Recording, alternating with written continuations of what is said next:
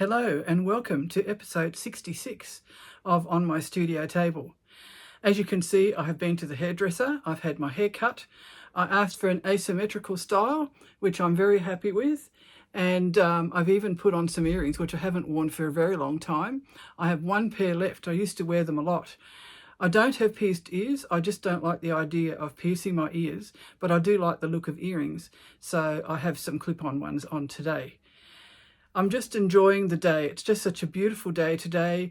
We're heading into spring and we've had lots of rain and lots of wind, so I guess that's typical unsettled spring weather. But today is a beautiful sunny day, a little bit breezy, as you'll see from when I tried to film some things on our front veranda today. Some great news about the Red for Courage project. We have now passed 200 squares, and this is all down to you. My followers on YouTube, on Facebook and on Instagram, also friends known personally to me, and people in my stitching group also. And it's just been absolutely wonderful and overwhelming in a good way, the wonderful response that I've had to this project. Thank you so much. I know I say it over and over again. Words don't really cover how I feel about it. Thank you. Some of you included some beautiful gifts as well, which I didn't ask for, and has just been so lovely and generous of you to do. Thank you, and I'll definitely put them to good use. During this past week, I've been busy working on the Woodlands journal, on my Coverlet of Comfort, and not the circle project so much this time, but I will. I was actually ahead of myself, which is very unusual. Usually I'm a week or two behind, so that's really good. And I just hope you enjoy what I share with you today. I've certainly enjoyed working on it, and I hope it inspires you too with your work. That's what I like to do. I like to encourage others to have a go, to start with something simple, follow your intuition and trust your instincts. So happy creating, and please enjoy. In my last video, I mentioned that I was selecting the fabrics for the next stage of the Coverlet of Comfort, which I'm doing as part of a year-long project with Kathryn Chambers. Her channel is Kathryn Cloth Tales if you'd like to look her up. I'm really enjoying the project, and I'm also enjoying the way that we all have room to move within the prompts that she gives, so that we can interpret them while still following the prompts to a certain extent in our own way. So these are some of the fabrics that I selected, and I spent yesterday and today cutting and stitching my fabrics. I also chose this one, which is a piece left over from what I used in the main section, or the first section of the coverlet that we did in January. And I had done some sun printing, so you use a special dye that you paint onto fabric or paper. You lay objects on it and then you lay it in the sun. And I used keys, so there is a key print in that section of the coverlet. It's not a very robust fabric, it's silk. The dye has made it a little bit stiffer. I'm still thinking that I might use it on this section somewhere, but I haven't really decided where yet. The colours are good for it, and you know, it will also tie it to the central section.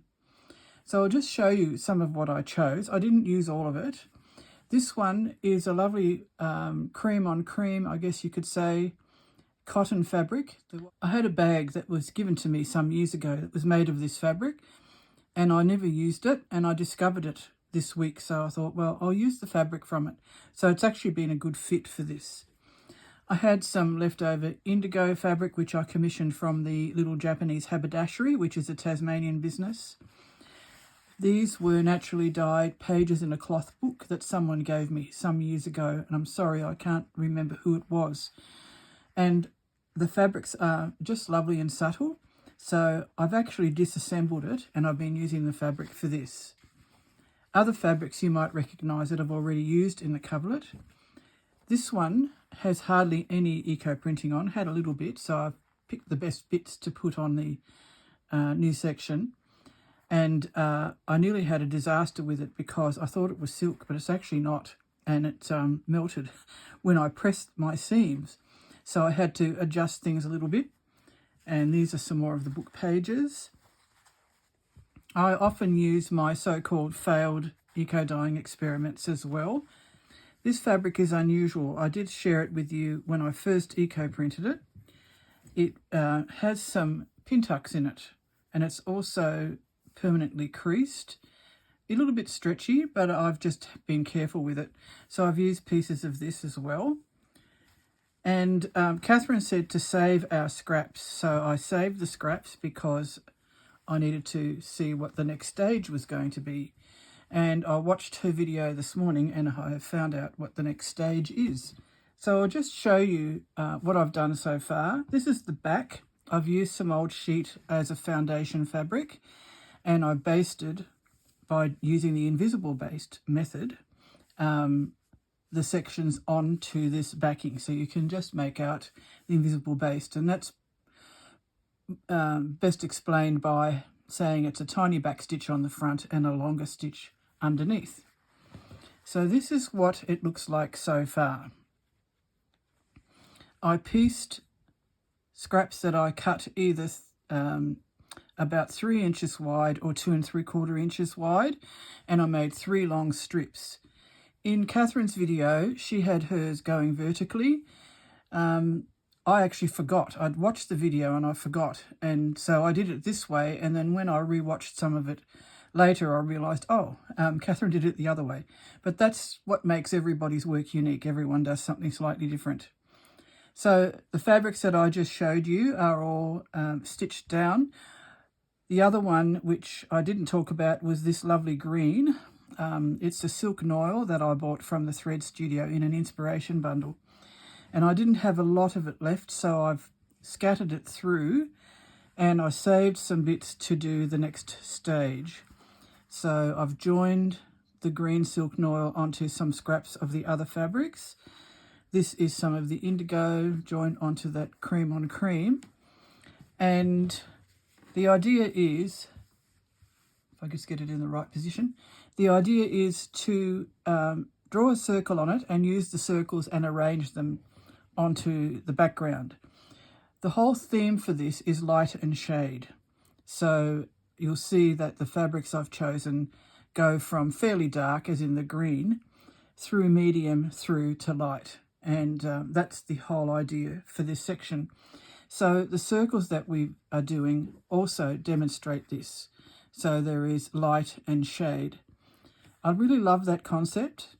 So I'm just in the process of joining some pieces of fabric and making my circles. If I just move it along a bit, you'll see that I have placed a circle here, which is one of the cloth book pages and the green silk noil. And then I kept the outer part as well. And Kathryn did mention that in her video. But as you know, I've shared before, I often save these and use these for collage. So I'm thinking that I might include these in my light and shade section because they do demonstrate that. So that's something I'm thinking about. And once I've cut these out and arranged them, then I'll have a better idea. And of course, I'll have all the outside pieces to save as well, which I may use, as I said. For my circles, I use things around the house. I wanted a circle this size, which isn't too big and isn't too small. It's probably about 1.5 inches. And I looked in the cupboard and I found a very old pair of candlesticks that I bought from a thrift shop years ago. They'd be well over 100 years old. I think they would have been silver plated once, but with polishing over the years that disappears. But the base of it was just the right size for this circle. And then the other things that I often use are things like a small glass, which I might use as well. And then I save the inserts from my pearl cottons and other threads. So that's a plastic one, that's a cardboard one. Cardboard ones, you just need to be careful they don't bend out of shape and you get a wonky circle, although that might not be a bad thing either. So they're the different sizes that I'm thinking of using for the circles. When I made the background, I pieced everything in a strip in the usual way, so just using a running stitch with a little back stitch every now and again. And that's often used in hand-pieced quilting or patchwork. I laid the strips wrong side together and then invisibly basted them, flipped them over, and then ironed them down. And then I did invisible baste top and bottom as well to hold it all in place. So that's all prepared and ready.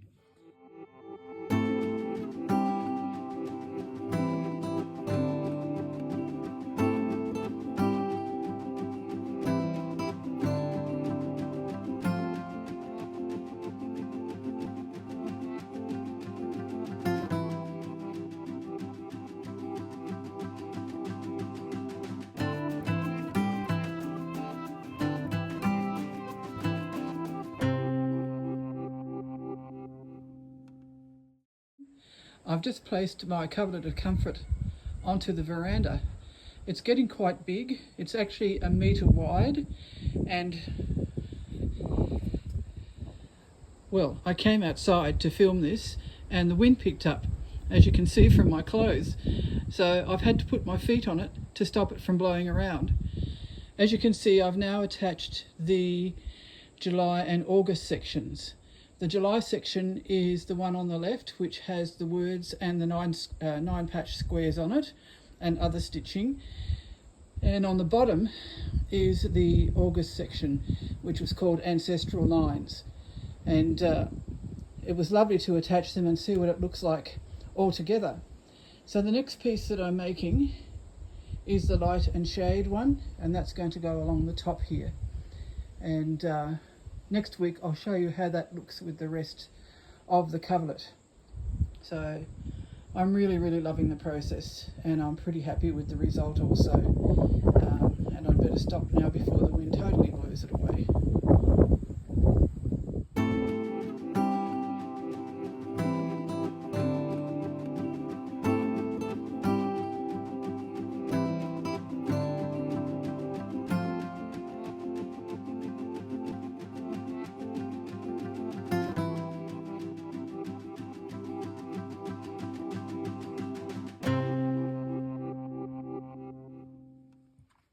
My Woodlands journal is progressing well. I've already shared the cover and some of the other pages that I've done, and I managed to finish 2 more pages during this past week. So I'll just show you those. This lovely little possum, I think it is a real feature on this page, and it was in the publicity material that I received from the conservation group that I've been talking about. So last time I just showed you the collage prepared ready to stitch over the top, and now I've done the stitching over the top. I didn't want to obscure the possum too much, but I wanted to make him blend in, and hopefully I've achieved that. The background is eco-printed silk paper, as I mentioned, and this is paper that is art paper with silk fibres in it. And then I've just did a running stitch following the shadowy outlines on this little piece of collage here and extending them out. Also over the little possum, and then I added a bit of feather stitch, as I often do. These shadowy lines of trees, I did a more spiky kind of effect on it, I guess you could say. So I did a running stitch first, and then I just did some diagonal straight stitches randomly up and down. Here I've done some red leaf shapes, and here's some grassy or reed type stitching. So that's the little possum finished. Then I found this lovely bird on a postcard that was enclosed with the publicity material, and it's called a diamond fantail. It doesn't live in Tasmania, but it is an Australian bird. And then a few other bits and pieces from that publicity material, and also a tea bag, which I often incorporate in these pages, and some text from the old dictionary that I use quite a lot of. On the envelope, it said seed resilience, so I've torn that and attached that to the page, and a little bit of background showing some open land. And then I just added some stitching as I've been doing. Woodland Habitats is related to the theme of this, so I've glued that here. And then once I'd done the stitching on this leaf shape, I extended them out with just some running stitch in a cream pearl cotton. And it made me think of seed dispersal, because the heading here is seed resilience. I think that quite suits it.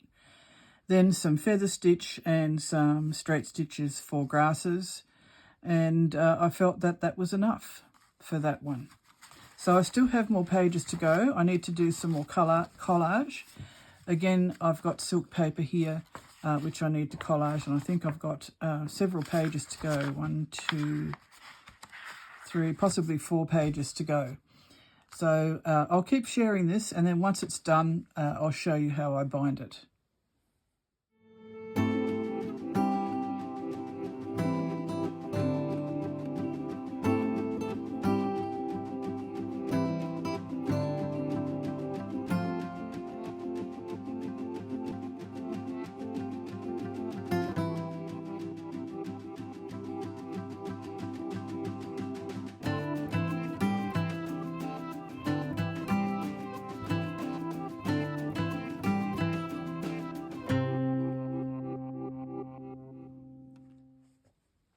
During this past week, I've also done some eco-dyeing experiments with cellulose fabrics. So I have a selection here. This is a cot sheet that I found in a thrift shop at some point, years ago, I think.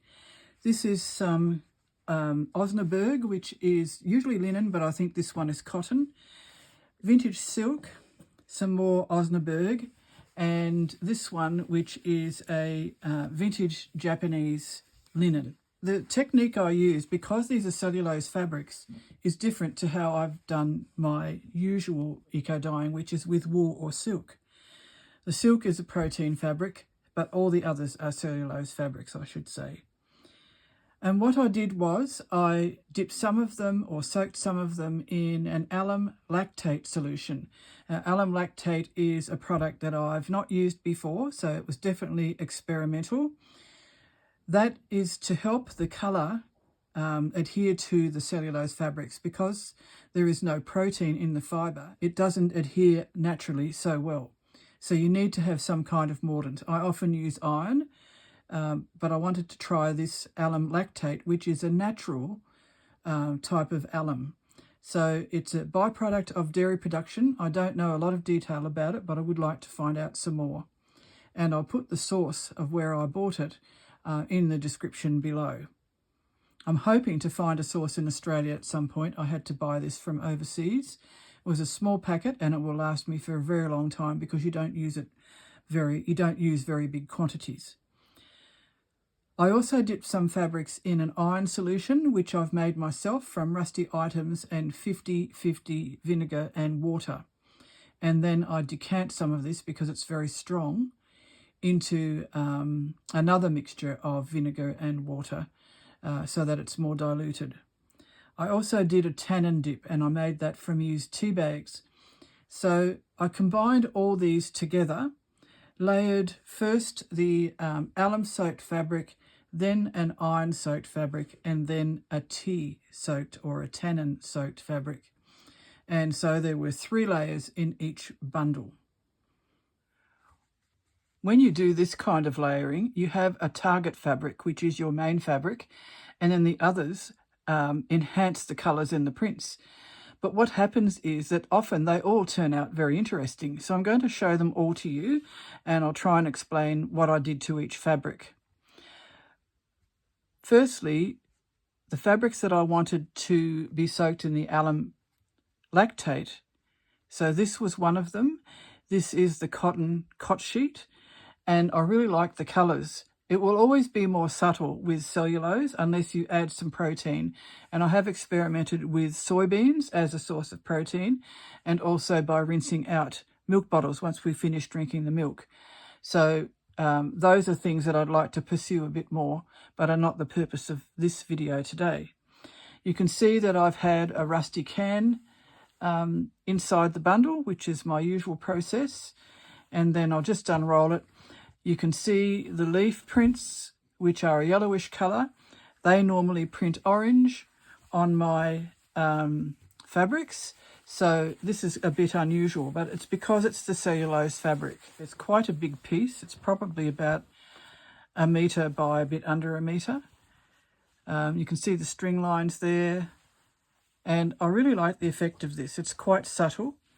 And I've done my usual thing of tucking a piece of bracken fern under the strings as well, my t-shirt yarn strings that I use. and I really like the effect. So it's a really lovely piece of fabric.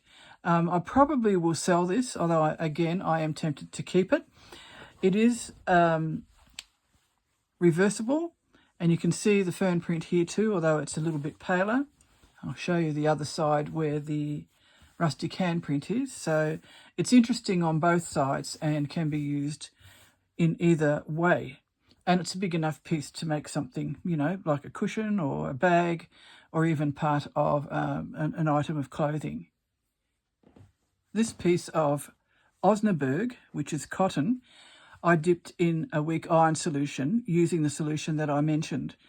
And so we have a darker result on here, and its job was to introduce a little bit of iron onto the cotton cot sheet. But this piece of fabric is also interesting, and I will also sell this, I think, although I certainly could use it. And again, we have the leaf imprints and the rust prints, but still quite muted because, again, it's a cellulose fabric. So the iron has had the effect of making it a bit darker, but it also would have enhanced the prints on the cotton cot sheet. Again, it's reversible, so I'll just show you the other side.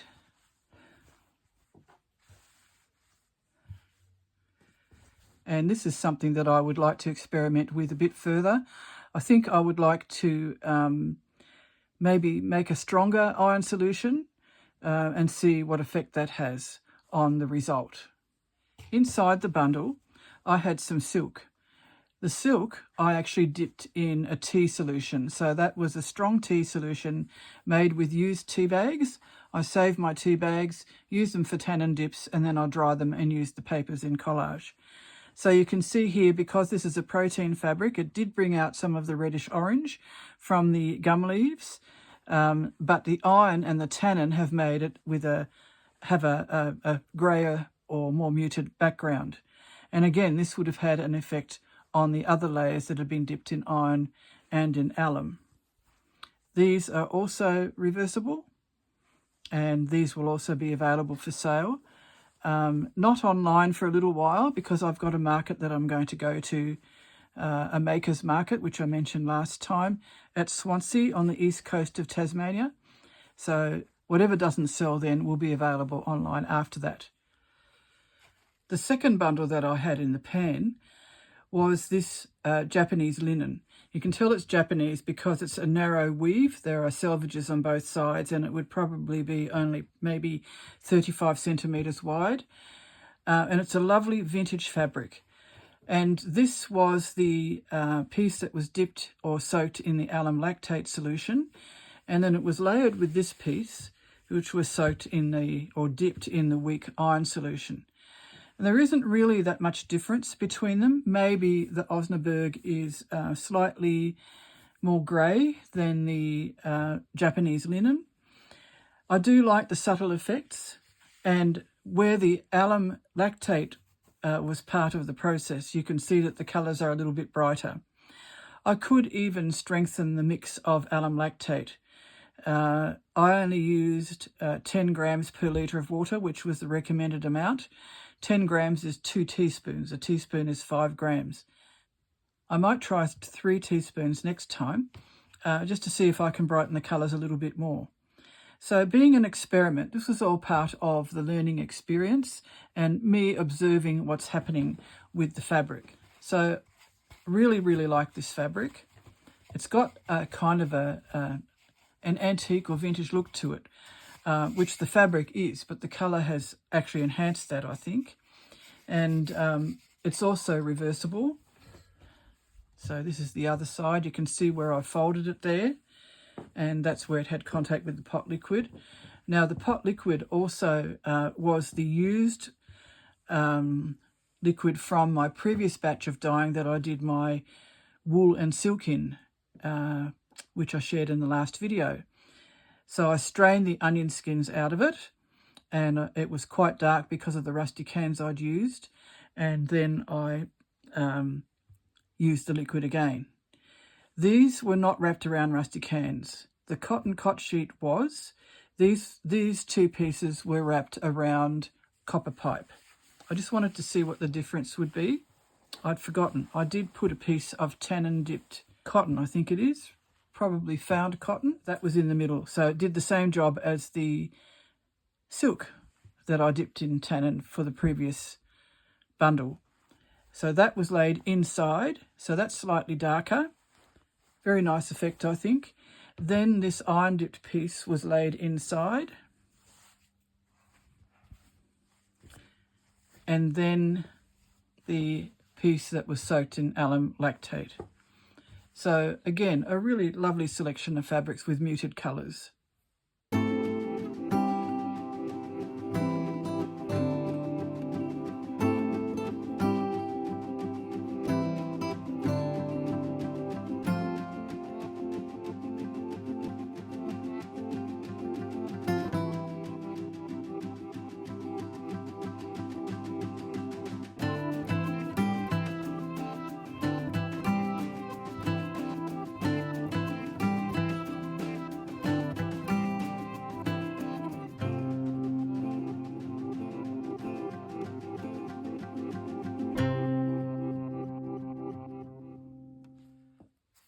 Amazingly, still more Red for Courage squares have been arriving. And some of you have enclosed some really lovely extras as well. And I just so appreciate it. I don't really feel like I deserve this. It's just so wonderful that you're supporting me and celebrating my good health diagnosis. So I'll just show you what's been sent during this past week. My husband quite enjoys picking them up from the post office when he finishes at his museum. And then we look at them together, and we look at the cards and the letters together too. And it's a real highlight. So here we have a lovely square with what looks like eco-printed fabrics, and then beading onto a type of a cheesecloth, I think. And a card which says, "I will not should on myself today." And this is something that Kathryn Chambers often mentions. We put these pressures on ourselves and on others by saying should rather than can or will. And a lovely card also. And this is from Beth from Rainbow Academy. Thank you so much, Beth. Really, really love what you've done. And Beth is from Indiana in the United States. This lovely square came with a card about Black Creek, which is a pioneer village in Ontario in Canada.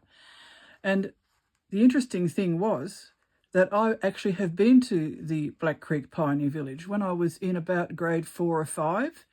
So I remember it well. Thank you so much, Sandra. It's just lovely.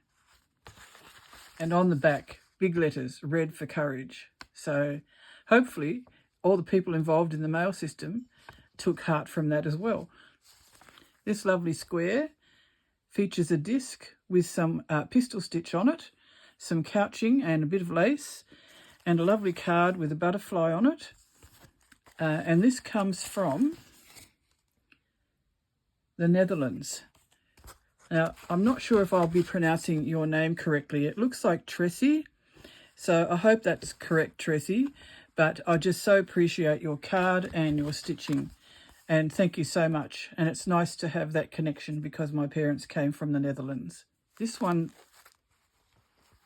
enclosed 3 squares and a lovely card with eco printing on it and some beautiful papers.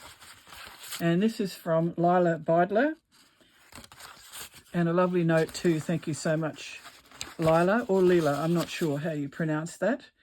And that's just such a lovely combination of things that you've put in. And I love the printed text on the fabrics as well. I really like that. Lila is in Italy, and that's the first one that I've received from Italy. Thank you so much. Here we have some interesting yarns, some lovely red yarn and a sparkly grey yarn. Very, very pretty. And that came with this square and a card which looks hand-painted and hand-cut. And that came from Kathryn. Thank you so much, Kathryn. Really beautiful. And Kathryn not only sent me this lovely yarn, let's open this.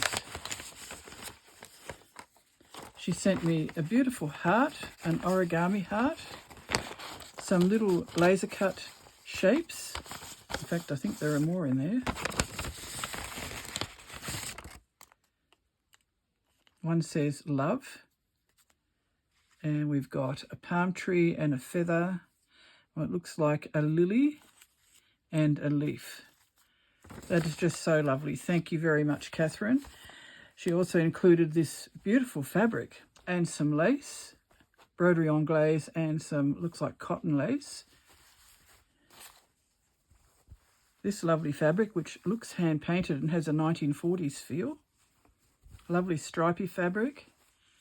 A paisley. Australian wildflowers. Now, that's the flannel flower. That doesn't grow here, but we do have banksia and eucalyptus and wattle. And another piece of fabric with eucalyptus on it. And also 2 books. This is Upstream by Mary Oliver. And then this other book called The Encaustic Studio. So, Kathryn, you have been so generous to me. Thank you very, very much. I know you called it decluttering, but I just call it beautiful gifts. And thank you very, very much for all of this, and especially your beautiful square, which will, of course, definitely go on the scroll. One of my favourite patchwork blocks, the log cabin. It comes from North Texas, and it says Kruger, Irving, Texas. So thank you very much for this lovely square. As I said, I do love log cabins. This one made me smile. It has a Dr. Seuss design on the front. My friend, came the voice. You're a very fine friend. And I guess that's a quote from one of his books. And I used to enjoy Dr. Seuss when I was a child in Canada. And I also introduced my children to them. They're just wonderful to read aloud, aren't they? And this comes from Jessica from Ohio in the USA. Thank you so much, Jessica. And thank you so much for your lovely note as well. So appreciate it. Thank you. Here we have several again. I haven't counted it since I got to 175 in the last video, but I will count them before I finish the video, and I'll let you know how many we have. But I feel that we might have reached 200. So it's just absolutely amazing. Beautiful squares. This one says gratitude. And then we have some other lovely designs on these. Some kisses there, which is lovely. Some of my favourite stitches like feather stitch and fly stitch. Thank you so much. They are just gorgeous. And the card too, which shows a stylised landscape. And this comes from Deirdre. And Deirdre is from New Zealand. Thank you so much, Deirdre. Here we have a beautiful square. It says, every leaf speaks bliss to me. How beautiful. I do feel like that too. Thank you so much. And a lovely letter. And I do enjoy reading the letters. I don't share them here because I feel that they are private and personal, but they are just so special. Thank you very much. And this is from Trudy in Oklahoma. Thank you so much, Trudy. Here we have a beautiful card and square, handmade card with some lovely embroidery on it, and then a beautiful stitched square. Thank you so much. It's just lovely. And this came from Kate, and Kate is from Ontario in Canada. I've had quite a few from Ontario. It's just so lovely. Thank you. Connection to my birthplace. I said last time how often the cards and the squares go together, and I'm not sure sometimes which inspired the other first. But I think if you're drawn to certain colours, you tend to buy and use those colours, and they seem to coordinate. And again, this is just such a lovely combination. A lovely square and a beautiful card. And this is from Veronica. And Veronica comes from Switzerland. So this is the first one, maybe the only one, that's come from Switzerland. Just lovely. Thank you, Veronica. Again, beautiful card, beautiful square.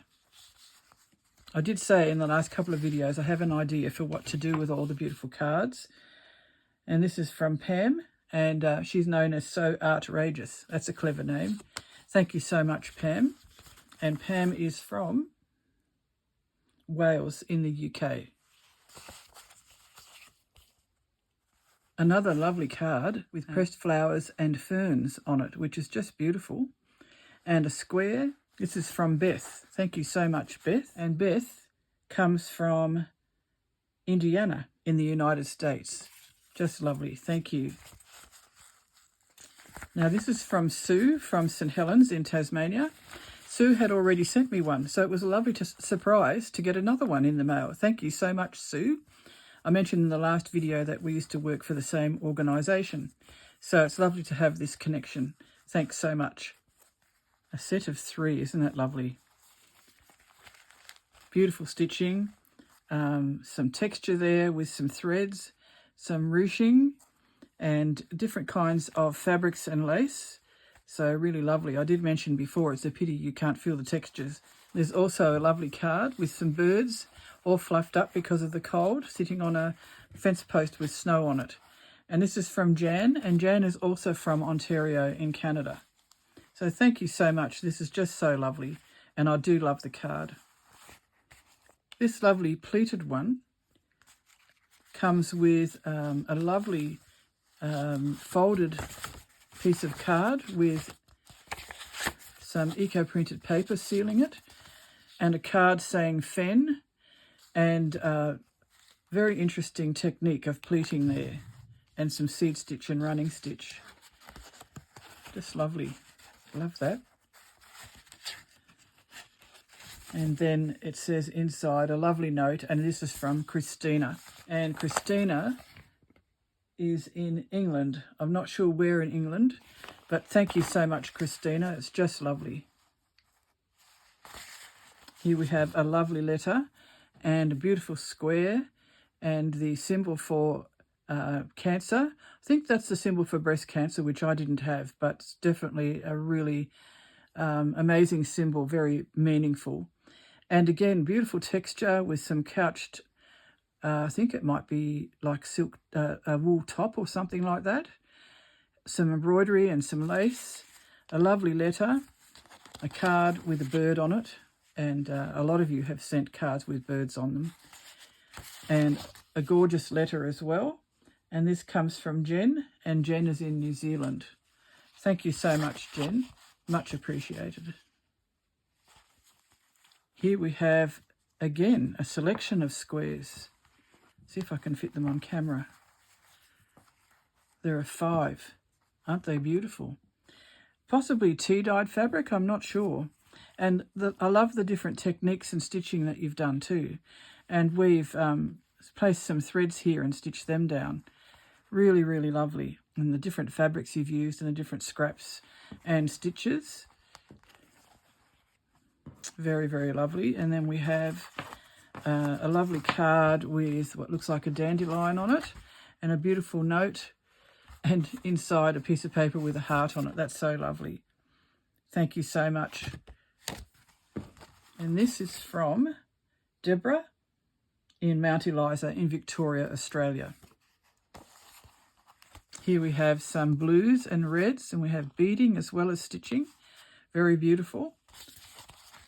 And it's been put on the front as if it's part of a card, which is lovely. And then we have what looks like a piece of artwork inside, which is beautiful. Chasmanthium, Northern Sea Oats. Very, very lovely. And a note, I think it says Susie. Hopefully it does say Susie. S. Owens, it says on the envelope. So thank you so much. Beautiful letter and card. Really, really appreciate it. And this is the last one I have to show you today. This is from Firebird Studio, Kathryn Chambers, same surname as me. And a lovely square with lace and stitching and beading and lovely natural colours as well. So it's Springton Barossa Valley, which is in South Australia. Thank you so much. Really, really love this, Kathryn.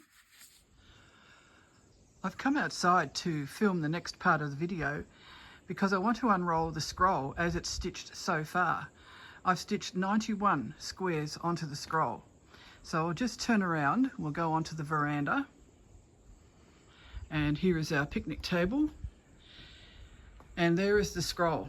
And you can see it is now very fat and with 91 squares on it, I have not done quite half of the scroll. So it's going to be twice as thick as this, and I think I will probably use 2 rods and roll it up from one end and from the other end so that the two meet in the middle, and that way each side will probably be about this thick rather than being twice as thick as this. So it's really quite amazing. I'm so thrilled. And if you're wondering what the plant is just here, it's a gift from a friend. It's a Tasmanian orchid, and they have beautiful little pink flowers. You can also break off bits and just plant them and they grow. So they're really an interesting little plant. So in the box here, I have the rest of the squares that I haven't yet stitched on, apart from the ones that arrived this week. And the grand total now is 204 squares.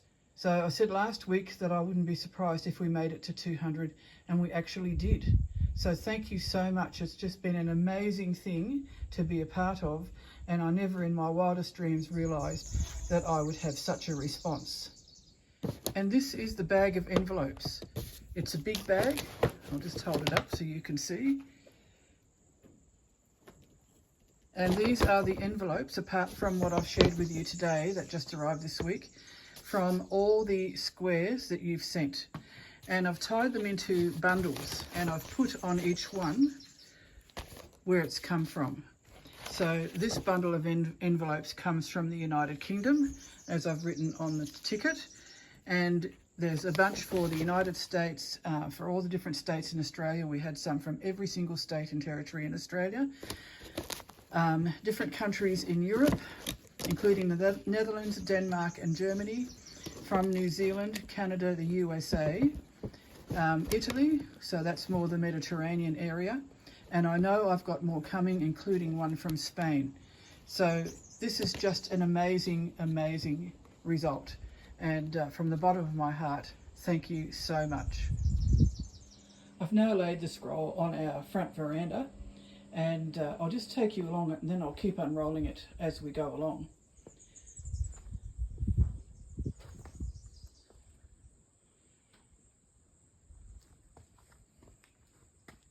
So just amazing. And then I'll unroll it, and you'll see it'll be a while before I've finished unrolling it.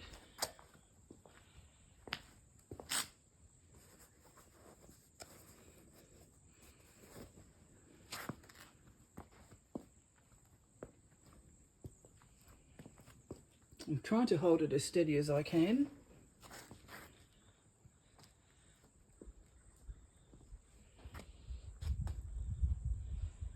So just amazing.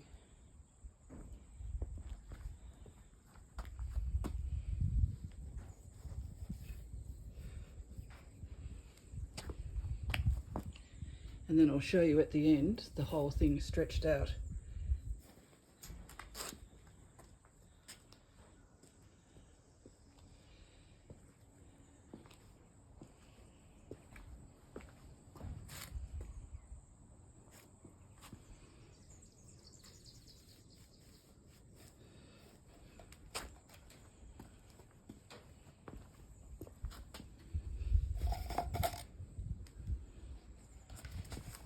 So there we go. Just stepping back so you can see it all. Isn't that amazing? And it's going to be more than twice as long by the time it's finished. So it will be interesting looking at ways to display this in the art shed, because at the moment I think it's about as long as the art shed is going to be. So I will find that a really interesting solution finding exercise. And there's the wind coming up and blowing it away, so I'd better roll it up. So just amazing. Thank you, and I'll share progress with it as I go along.